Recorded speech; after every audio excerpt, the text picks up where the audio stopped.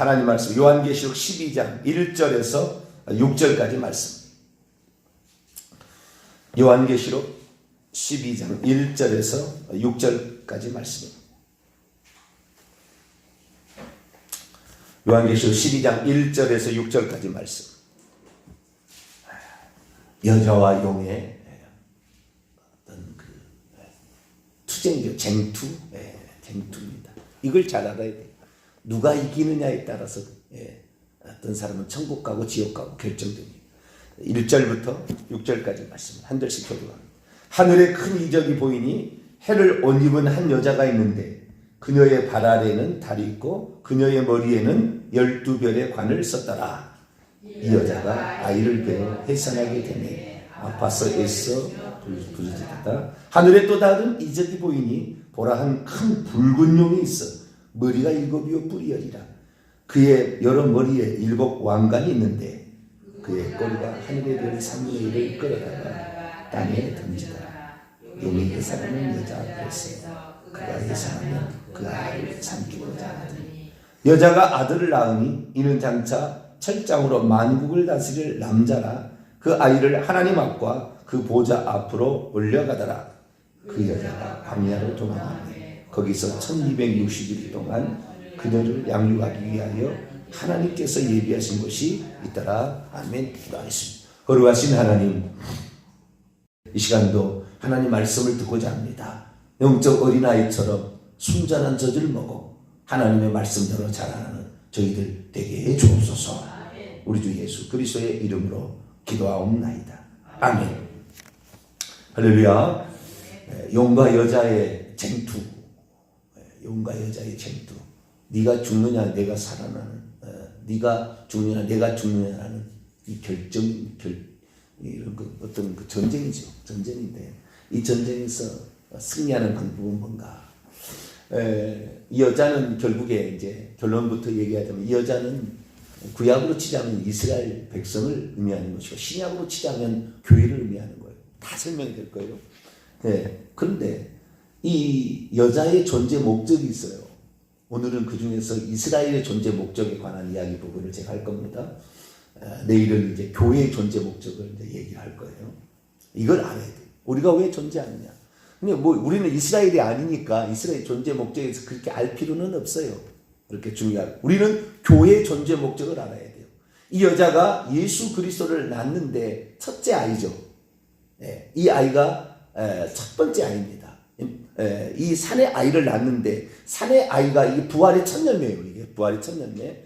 내일은 이제 정확히 이제 교회의 존재 목적인데 교회의 존재 목적은 이 천국에 들어가는 첫째 부활에 참여하는 아이를 산출하는 거예요. 이게 교회의 존재 목적입니다. 근데 이 교회의 존재 목적은 내일 정확히 얘기를 해드리고 우리가 이 교회의 존재 목적을 알기 위해서는 여자의 먼저 이스라엘의 존재 목적을 알아야 되고 이스라엘의 존재 목적이 오늘 종말에 어떤 영향을 끼치는 것인가를 정확히 정리할 필요가 있어요. 이 여자가 누군가? 우리는 이 여자가 낳은 아이를 통하여 이 여자가 누군지를 알 수가 있고 이 여자의 환상, 이 여자가 어떤 여자인지 이 사도 요한이 본 환상을 통하여 이 여자가 누군지를 알 수가 있어요. 이 여자는 어떤 개인을 지칭하는 게 아니에요. 개인이 될 수도 있으나 단체적인 어떤 것을 말하는 거지 개인을 말하는 건 아니에요. 물론 개인도 포함돼서 단체가 되는 거니까 개인, 이 여자가 말은 여자라고 표현하고 있지만 사람을 표현하는 것이고요. 이 여자가 단체적인 어떤 것을 표현하고 있어서 개인이 아닙니다. 그래서 이 여자가 누군지를 정확히 알고 이 여자의 1차적 이 여자는 이스라엘이다 라는 사실을 먼저 살펴보기로 합니다. 자, 12장 1절인데요. 하늘에 큰 이적이 보였어요. 환상이 보였다는 거죠. 사도 요한이 보는 환상입니다. 해를 옷을 입은 채 이미 옷을 입은 채 있습니다. 해를 옷 입은 채 있는데요. 해가 뒤에 땅에 얼마나 빛나겠습니까? 한번 생각해 보세요. 해를 옷 입고 있어요. 쫙 빛이 쫙 이렇게 비치는 거잖아요. 해를 옷 입고 있으니까. 그리고 앞뒤로 그냥 빛이 쫙 나는 거잖아요. 그리고 그녀의 발 아래에는 달이 있었어요. 달이. 달을 지지하고 달 위에 달의 이 여자를 지지하고 있는 거잖아. 해의 영광이 그를 둘러붙이고 있는 것이고 달을 다 지지하고 있는 거잖아. 달이 그녀를 지지하고 있는 거잖아요. 그리고 그녀의 머리 위에는 12별의 스테파노스입니다. 스테파노스 승리관, 면류관이라고 번역되죠. 왕관하고 다릅니다. 디아데마하고 달라요. 스테파노스 49.195km인가요? 마라톤이 마라톤을 해서 이것은 이제 헬라어의 표현이에요. 마라톤을 해가지고 승리하는 그 1등하는 자에게 주어지는 그 승리의 면류관을 몇 개를 쓰고 있어요? 12별들의 면류관, 12별들이 박혀있는 면류관을 쓰고 있었어요. 그러니까 이건 무슨 얘기냐? 이스라엘 사람이면 이 얘기를 들려주면 금방 알아버려요. 자, 창세기 37장. 우리는 이 모든 이 요한계시록의 상징과 환상은 다 구약 성경을 그대로 가져온 거예요. 대부분 그래요. 그래서 그것을 알아야 돼요. 37장 9절 말씀입니다. 요셉이 꿈을 꿨어요. 요셉이 꿈을 꿨는데 첫째 꿈은 곡식당이 자기 형제들이죠. 곡식당이 자기의 절하는 꿈을 꾸고요. 두 번째 또 꿈을 꿔요. 두 번째 꿈을 9절입니다. 9절부터 10절 11절까지 읽어보면 이 의미가 뭔지를 금방 알아요. 읽습니다. 시작. 요셉이 다시 꿈을 꾸고 그의 형들에게 말하이르되 내가 또 꿈을 꾼즉 해와 달과 11별이 내게 절하려되 하니라. 그가 그의 꿈을 아버지와 형들에게 말하매 아버지가 그를 꾸짖고 그에게 이르되 내가 꾼 꿈이 무엇이냐? 나와 내 어머니와 내 형들이 참으로 가서 땅에 엎드려 내게 절하겠느냐? 그의 형들은 시기하되 그의 아버지는 그의 말을 간직해 두었더라. 해와 달과 11별인데 여기는 해와 달과 12별이죠. 왜냐면 자기가 빼니까 11별이고 여기 12별이라는 결국에 뭡니까? 이건 이스라엘을 상징하는, 그러니까 야곱, 그렇죠? 야곱이 이스라엘이잖아. 나중에 이스라엘에 부르잖아요. 정확해. 이스라엘을 산출하는 그의 이스라엘과 이스라엘의 부인과 자식들이잖아요. 그래서 이스라엘과 이스라엘 후손들을 지칭하는 표현이에요. 이것은 그냥 이스라엘 사람이면 금방 알아버려요. 우리 요한계시록만 만약에 읽는다 그러면 모를 일이지만 이스라엘 사람은 금방 아는 거예요. 아, 이건 야곱으로 시작 12지파 12아들들을 낳아서 이스라엘을 만들었던 이스라엘 백성을 이스라엘 족속을 만들었던 바로 그것을 표현하고 있구나. 그러나 그 이스라엘 중에서도 해가 둘러비치는 그 영광과 달의 영광과 그 다음에 별들의 영광이 있잖아요. 해와 달과 별들의 영광이 있는 것, 이것은 고린도서 15장에 바울이 이미 알고 있었어요. 그래서 천국에서 받을 이 사람들의 그 영광을 해와 달과 별들의 영광으로 딱 표현하고 있습니다. 다니엘도 이것을 알고 있었으니 우리가 천국에 들어가면 이 해와 달과 별들의 영광이 있다는 걸 다니엘도 알고 있었어요. 그래서 이 해와 달과 별들은 이스라엘 족속 자체를 의미하는 것이 아니라 이스라엘 족속 중에서도 천국에 들어간 사람들이죠. 해와 달과 별들의 영광을 받은 사람들을 지칭하는 거니까. 그래서 이기는 자예요. 여기도 표현하자면 구약의 이스라엘 백성의 이기는 자들을 지금 표현하고 있는 것입니다. 그러니까 고깃덩어리로 왔다가 고깃덩어리로 갔던 이스라엘 백성은 빠지는 겁니다. 그것은 의미가 없는 거예요. 우리가 이 땅에 태어나서 자식 낳고 새끼 기르다가 죽었다. 고깃덩어리 살다 고깃덩어리로 가면 의미가 없는 거예요. 천국에 들어갈 사람을 산출해내야 이것이 사람인 거예요. 할렐루야. 이것이 이스라엘의 존재 목적이라고요. 이기는 자를, 천국에 들어가는 자를 산출해내야 되는 거죠.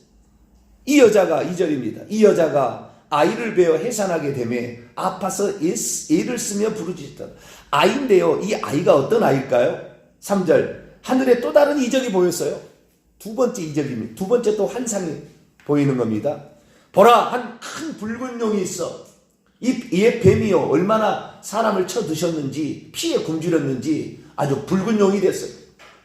얼마나 많은 사람을 자기가 먹어서 씹어 먹었으면, 얼마나 많은 사람을 씹어 먹었으면 이 용이 붉은 용이 됐겠어요? 붉은 용, 뱀이 붉은 용이 됐어요. 붉은 용이 있어. 머리가 7이요 뿔이 10이라. 머리가 7이라는 것은 머리는 지혜를 상징하잖아요. 일곱인데 완전수잖아요. 하나님 다음에 지혜가 있는 놈이에요, 이놈이. 아담과 그냥 끌어들여서 자기의 포로로 잡았죠. 누구든지 진 자는 이긴 자의 종이 됨이라. 베드로후서 2장 19절. 누구의 순종함을 받는 자의 종이 되는, 누가 누구의 말을 순종하든지 그 순종함을 받는 자의 종이 되는 것. 로마서 6장 16절. 우리는 누구의 말을 듣냐면 머리가 실패하면, 우리의 머리가 실패하면 다 실패, 예수님이 실패하면 다 실패하는 것이고, 이 머리가 중요한데, 이 머리 완전한 그런 지혜를 지닌 겁니다. 그 말이죠. 그놈을 이기기가 쉽지 않아요. 뿔이 열이다. 뿔은 권세를 상징합니다. 이 열이라는 것은 10손가락 10발가락이잖아요. 이 열이라는 것은 이 땅에서 충족된 수예요. 충만한 수. 이 땅에서 충만한 수를 가리킨, 하늘에 충만한 수는 천입니다. 천년왕국. 이 땅에서 충만한 것은 열입니다. 열. 그래서 열이라는 말은 나중에 그 예수님께서 마태복음 25장에도 열처녀가 나오잖아요. 이 땅에 존재하는 충만한 사람을 가리키는 거예요.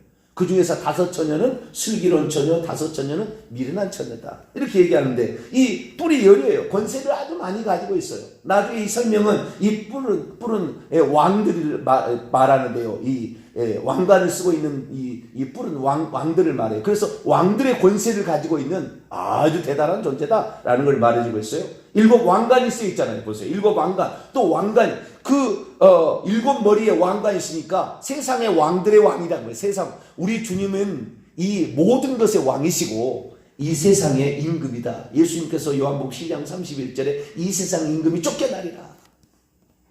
이 세상 임금이 있다라고 말해주고 있죠. 왕관을 쓰고 있습니다. 이 승리관이 아닙니다. 왕관이 스스로 만들어서 쓰고 있는, 지가 만들어서 쓰고 있는 왕관이지, 영적 전쟁에서 승리해서 쓸 수 있는 것은 오직 사람들이, 이기는 자만 승리의 면류관을 쓰는 거예요. 저와 여러분은 승리의 면류관을 쓰게 되기를 축원합니다.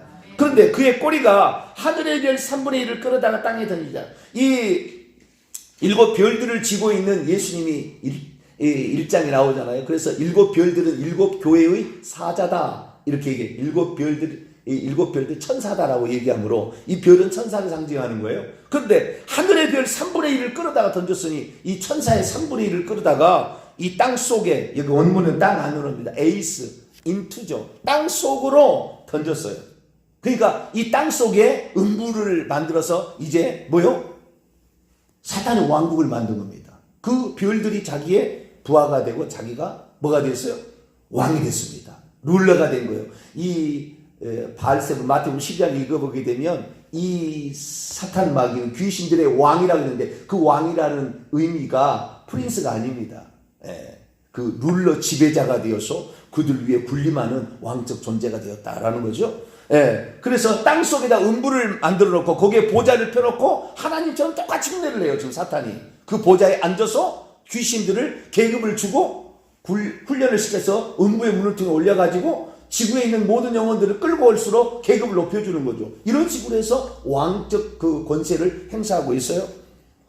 그래서 이 지가 혼자 떨어진 것이 아니라 하늘의 별 3분의 1을 갖고 와서 떨어지는데 이 7절부터 그 설명이 나와요. 더 자세한 설명이, 또 환상이 또 나와요. 그건 좀 이따가 다음에 또 얘기하고요.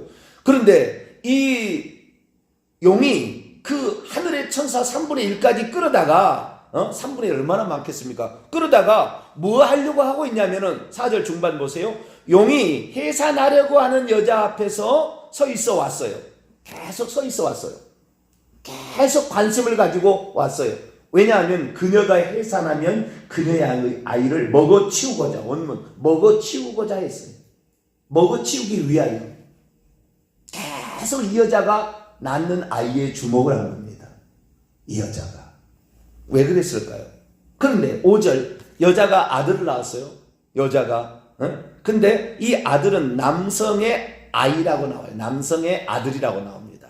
남자아이입니다. 남자아이. 아이긴 아이인데 남자아이를 낳았습니다. 그러니까 남자아이가 보다 남자아들이라고 해야죠. 아르센이라면 남자고요. 휘오스는 아들인데요. 남자아들을 낳았어요. 우리는 여자지만 남자아들을 낳아야 되는 거예요. 남자들은 이기는 자라는 것을 표현하는 거예요. 그 좀 이따 나옵니다. 왜냐하면 이는 장차 철장으로 만국을 지배할, 다스릴 남자 아이죠. 근데 이 아이가 하나님 앞과 보좌 앞으로 올려가 버립니다. 이것이 환상이에요. 그리고 그 여자가 광야로 도망하는데 거기서 1260일 동안 42달 한때와 두때와 반때를 양육하기에 하나님이 예비하신 처소가 있더라 라고 말해줍니다. 참 이 말씀 몇 구절 되지도 않는데요, 어마어마한 영적 사건과 이스라엘의 역사를 단 몇 줄에 요약할 수 있는 분은 하나님밖에 없어요. 환상을 통하여 이스라엘의 역사를 단 몇 줄에 요약해서 구약의 4000년 역사를 몇 줄로 딱 요약해버려요. 그러면 이 뱀이, 지금 이 용이 관심을 가지고 있는 것은 이 여자를 계속해서 서서 이 여자가 아이를 누구를 낳나 항상 감시해왔다는 거예요. 그래서 아이를 낳으면 죽이려고 했는데 그동안에 이 첫째 남자아이를 낳기 전까지는 관심이 없었어요. 관심이. 요 아이가 중요한 거예요. 그러면 요 아이는 누구냐? 자, 철장으로 만국을 다스릴 남자라는 것 때문에 이분이 예수님이라는 것을 알 수가 있어요. 자, 요한계시 2장 넘어갑니다. 이것도 다 이 구약성경의 시편 2편에서 따온 말이에요. 그래서 구약성경을 아는 사람은 금방 알아요. 이 철장으로 만국을 다스린다는 것은. 우선 2장 봅시다. 요한계시 2장 27절입니다. 26절 27절. 요한계시록 2장 26절 27절 있습니다. 시작. 이기는 자와 끝까지 내 일을 계속해서 지키는 그에게 만국을 다스리는 권세를 주리니 그가 철장을 가지고 그들을 다스려 질그릇 깨뜨리는 것 같이 하리라. 나도 내 아버지께 받은 것이 그러하니라. 이건 예수님을 말하는 거예요. 철장으로 만국을 다스릴 남자. 이 예수님은 부활의 천년매고 그 다음부터 이기는 자가 계속 산출돼서 천국에 들어가는 거예요.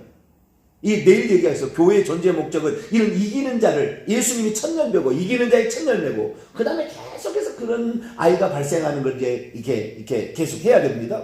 자, 그러면 이 아이가 예수님이라는 것을 여기에서도 알 수 있지만 사실은 지금 이 편지를 써가고 있는 것이고 유대인들이 이 편지를 따기면 금방 알아요. 왜? 이것이 어디서 가져왔냐면 시편 2편에서 가져온 메시아에 대한 예언의 성취라고 딱 그대로 나와 있어요. 자, 시편 2편을 넘어가 봐요.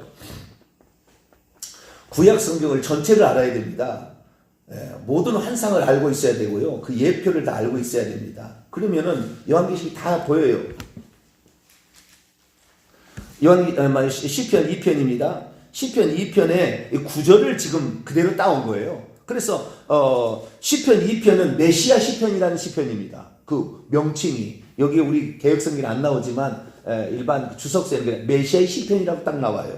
자, 7절부터 9절까지 읽어봅니다. 7절부터 9절까지. 2절을 먼저 읽어보면은 세상 군왕들이 나서며 관원들이 서서 꾀하여 여호와와 그의 기름 부음 받은 자를 대적하며, 기름 부음 받은 자가 메시아라는 말이거든요. 자, 7절부터 9절 읽습니다. 시작. 내가 여호와의 명령을 전하노라. 여호와께서 내게 이르시되 너는 내 아들이라. 내가 오늘 너를 낳았도다. 내게 구하라. 내가 이방 나라를 내 유업으로 주리니 내 소유가 땅끝까지 이르리로다. 내가 철장으로 그릇을 깨뜨리며 질그릇같이 부수리로다. 하나님께서 아들을 낳는데 이 아들은 메시아예요. 이 메시아가 열방을 유업으로 차지할 그 철장으로 만국을 다스릴 그 남자의 원형이요 전형이요 첫 번째 열매, 곧 메시아를 가리키는 것입니다. 우리가 천국에 가도 이런 왕적 통치를 하게 될 거예요. 그래서 우리가 천국에 들어가야 되는데요. 자, 이 여자가 아이를 낳는데 메시아를 낳는 거예요. 그러니까 지금까지 이 용이 계속 여자가 아이를 낳는 것을 주목해 왔다가 말이에요. 이스라엘 민족이 존재하는 목적이에요. 그것은 메시아를 낳기 위해 존재하는 거예요. 이스라엘 민족이 존재하는 목적이 성경에 의하면 메시아를 낳는 것이 이스라엘의 존재 목적이에요. 그래서 메시아를 낳는가 보고자 그러고 항상 서서 용이 쫙 이렇게 감시해 왔다고 말이에요. 이 용이 하늘의 3분의 1 천사를 끌고 내려오는 것은 구약시대는 아니에요. 왜? 구약시대는 귀신이 아직 안 나오잖아요. 개별적으로 떨어지는 천사들은 있었어요.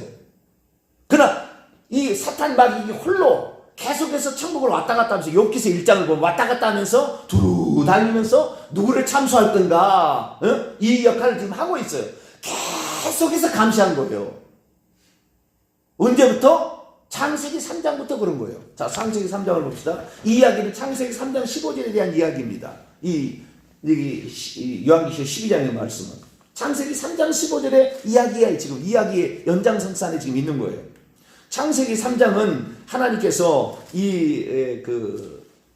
아담과 하와에게 명령 준 것을 어김으로 뱀의 말을 들어서 아담과 하와를 어겨가지고 하나님께서 이제 징계를 내리는 거잖아요. 예, 책망을 하고 징계를 내리는 그런 장면 속에 나오는 겁니다. 그때 뱀에게 한 얘기가 있었어요.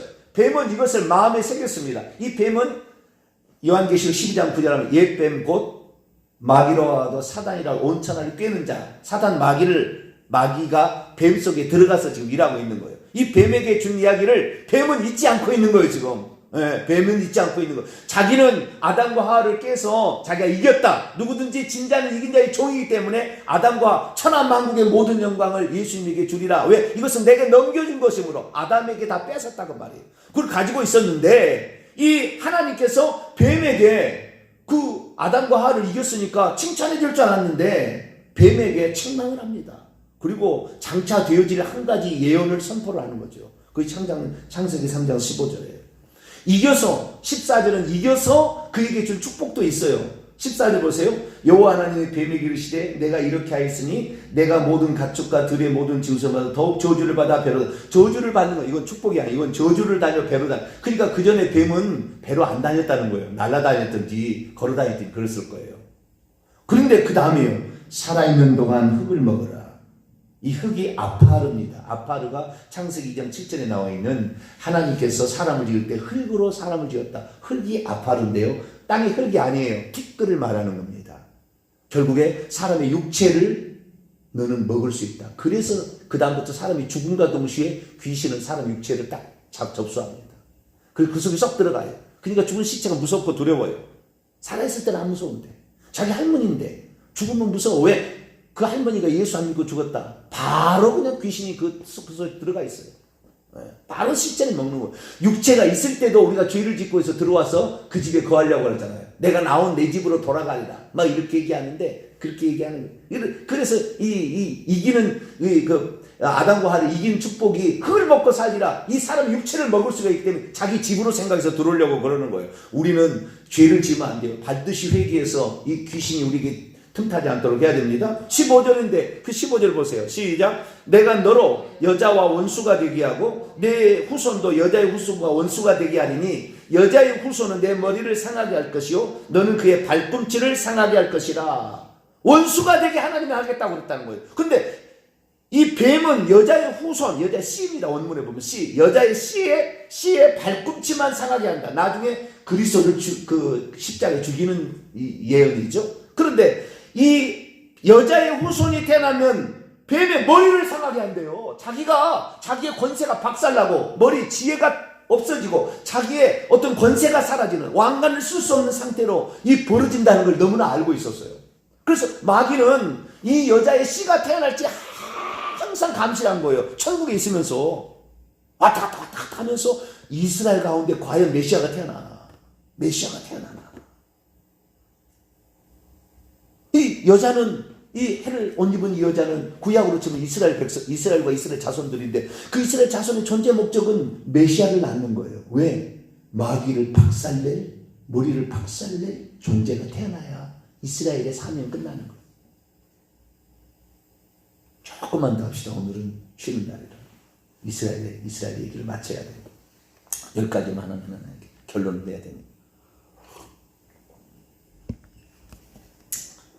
이스라엘의 존재 목적 메시아를 산출하는 거예요. 그런데 진짜 동정녀 마리아가 메시아를 산출하잖아요. 동정녀 마리아가. 근데 이 개인으로 본다면은 이 직접적인 이 여자는 마리아겠죠. 이스라엘 전체를 의미하지만 이 여자가 예수님을 낳게 되는데 여러분 예수님을 낳고 공생애를 살고 십자가에 죽으시고 부활하기까지 얘기가 없어요. 순식간에 하나님께서 이걸 진행해서 다 처리해버린 거예요. 그래서 바로 휴고 올라가는 것만 얘기하고 있어요. 그 정도로 하나님은 이 사건을 얼마나 계획해오시고 계획해오시고 사단 자체도 잘 모르게끔 아주 이것을 지혜롭게 엄청나게 이 일을 집행했음을 말해주고 있어요. 그런데 유대인들, 자 결론이요. 유대인들 예수 그리스도를 낳았으면 그 목적을 이룬 겁니다. 그러면 이제 그 아이를 산출했던 그 예수 그리스도를 증거해서 예수 그리스도로 말미암아 다른 이제 믿는 자들로 이 사람들로 인해서 교회가 산출해야 되는데 예수님이 나와서 구원자가 나왔고 마귀를 이게 박살내고 모든 일을 다 한 그 예수 그리스도를 배척하고 말았어요. 그 예수님 배척이 붙다 유대인들이. 자기 낳기는 낳았어. 나한테 잘했는데 그분이 자기의 구원자고 메시아고 하나님이신데 이사야 9장 6절에 하나님 영존하시는 아버지신데 이걸 배척하고 말았다 그 말이에요. 그리고는 계속 제사를 드리겠대. 예수님 돌아가시고 완전한 제사를 끝냈는데 다니엘서 그래서 9장에 나와 있는 24절 27절에 나와 있는 이 71의 예언은 이스라엘 족속에 관한 예언이에요. 내 백성과 내 성 예루살렘 성을 향한 하나님의 계획이 71회다. 그분이 오셔서 모든 속죄 제사를 이루면 제사와 예물을 끝내고 그런데도 계속해서 제사를 드리려고 하니까 디도 장군을 보내가지고 성을 회파함으로 예루살렘 성을 없애버리는 거예요. 이것이 AD 70년이에요. 그러니까 사람이 어떤 존재의 목적을 가지고 있느냐를 정확히 알아야 되는데 그 존재의 목적을 이 낳기까지는 했어요. 그런데 그 낳은 자로 말미암아 구원을 받은 것이 결국 궁극적인 목적 아닙니까? 그 예수 그리스도를 믿고 따라서 그런데 그 예수 그리스도를 배척하고 죽임으로 말미암아 이스라엘은 계속해서 하나님의 원수가 되고 있어요. 앞으로 제3의 성전 지금 다 천만의 만만의 콩떡입니다. 계속 썩일 거예요. 사탄 마귀가 그걸로. 천만의. 왜? 이미 예수 그리스도가 오신 예수님을 다시 어린 양 잡아서 구약으로 돌아간다? 절대 그럴 리가 없어요. 사도 바울은 이 이스라엘 민족 자기 민족이니까 구원을 위해서 내가 그리스도에서 끊어질지라도 원하는 자로다. 로마서 9장에서 11장까지 경륜을 나는 내가 없어지지만 이스라엘 민족이 구원받았으면 좋겠다 그러는데요. 이스라엘 민족이 어떤 자인 줄 아십니까? 사도 바울이 얘기했어요. 데살로니가전서 2장.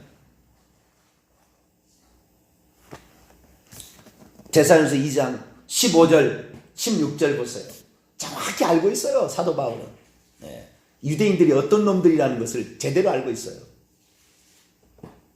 데살로니가전서 2장 15절 16절 읽습니다. 시작. 유대인들은 주 예수와 선지자들을 죽이고 우리를 쫓아내고 하나님을 기쁘시게 하지 아니하고 모든 사람에게 대적이 되어 우리가 이방인에게 말하여 구원받게 함을 그들이 금하여 자기 죄를 항상 채우매 노하심이 끝까지 그들에게 임하였느니라. 알고 있었어요. 그러나 한 사람이라도 유대인들을 구원하기 위해서 사도 바울은 갈 때마다 회당에 들어가서 유대인들에게 먼저 복음을 전하는 거예요. 한 사람이라도 구원해 보려고. 그러나 노를 끝까지 죄를 끝까지 채우며 노하심이 그들이 끝까지 이른다는 것을 이 사도 바울은 알고 있었어요. 예수님 얘기합니다. 예수님 얘기하고 마치고요. 요한계시록이요. 요한계시록의 7교회가 7이니까 세상에 있는 모든 교회를 딱 요약한 7교회 유형으로 나누는 거예요. 그런데 2개 교회만 칭찬을 받잖아요. 그것이 서머나 교회, 빌라델비아 교회.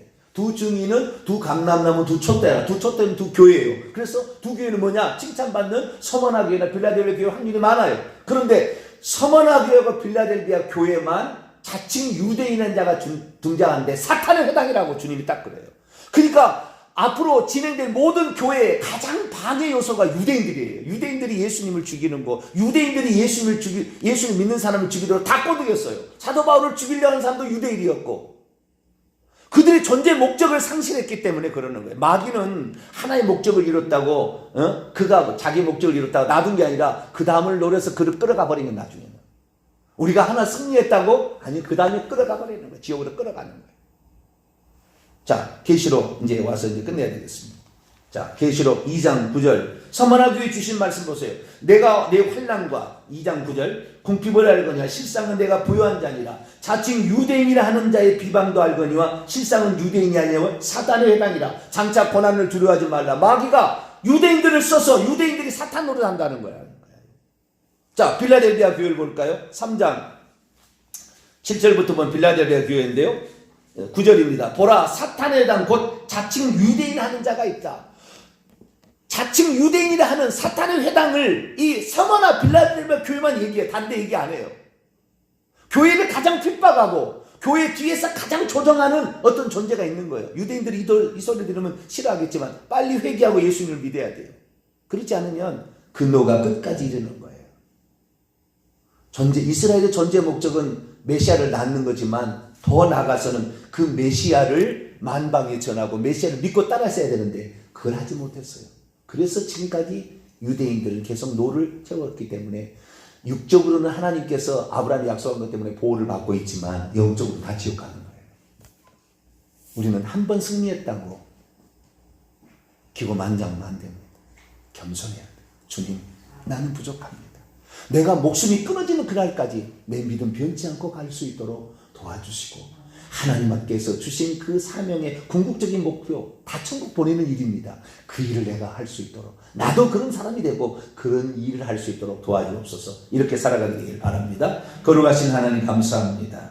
오늘은 용과 여자의 쟁투를 통하여 이스라엘의 존재 목적에 대해서 들었습니다. 하나님, 우리들도 이 땅에 살아서 하나의 어떤 것을 완성했다고 기뻐하고 기고만장하다가 넘어질까 조심하라 했던 것처럼 넘어질까 두렵사오니 끝까지 겸손하게 하나님의 뜻을 성취해가는 우리 모두가 되게 해 주옵소서. 우리 주 예수 그리스도의 이름으로 기도하옵나이다. 아멘.